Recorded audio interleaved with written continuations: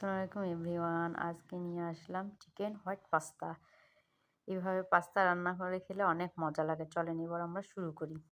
গরম পানিতে লবণ আর তেল দিয়ে দিয়েছি। এবার পাস্তা দিয়ে দিলাম, দিয়ে একটু নেড়ে নিলাম।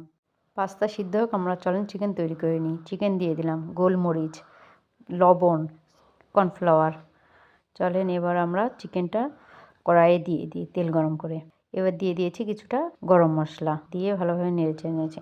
কড়াই গরম করে তেল দিয়ে দিয়েছি। এবার দিলাম পেঁয়াজ, মরিচ দিয়ে ভেজে নিব। একটা ডিম দিয়ে দিলাম, লবণ দিয়ে দিলাম স্বাদ মতো। এবার দিয়ে দিলাম পাস্তা, এবার দিয়ে দিলাম পাস্তা মশলা, এবার দিয়ে দিলাম লবণ, এবার দিয়ে দিব চিকেন, এবার দিয়ে দিব সয়া সস, এবার দিয়ে দিব টমেটো সস, দিয়ে নেড়ে নিব।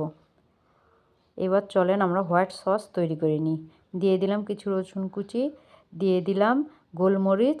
এবার লিকুইড দুধের মধ্যে কিছুটা দিয়ে দিয়েছি আটা, গলিয়ে নিয়ে দিয়ে দিলাম কড়াইয়ের মধ্যে। এবার দিয়ে দিলাম স্বাদ মতো লবণ, সয়া সস, এবার দিয়ে দেবো টমেটো সস। সব হোয়াইট সস দিয়ে চিলি সস দিয়ে মাখিয়ে নিব ভালোভাবে।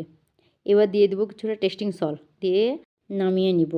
চলেন এবার আমরা পরিবেশন করি। এই যে আমার পাস্তার লুক, কেমন হয়েছে বলেন তো আপনারা? অসাধারণ হয়েছে খেতে। এইভাবে বাসায় বাচ্চাদেরকে কিংবা বড়দেরকে এইভাবে তৈরি করে দিবেন, সন্ধ্যার নাস্তা। আমার ভিডিওটি দেখার জন্য আপনাদেরকে এক গামলা ধন্যবাদ।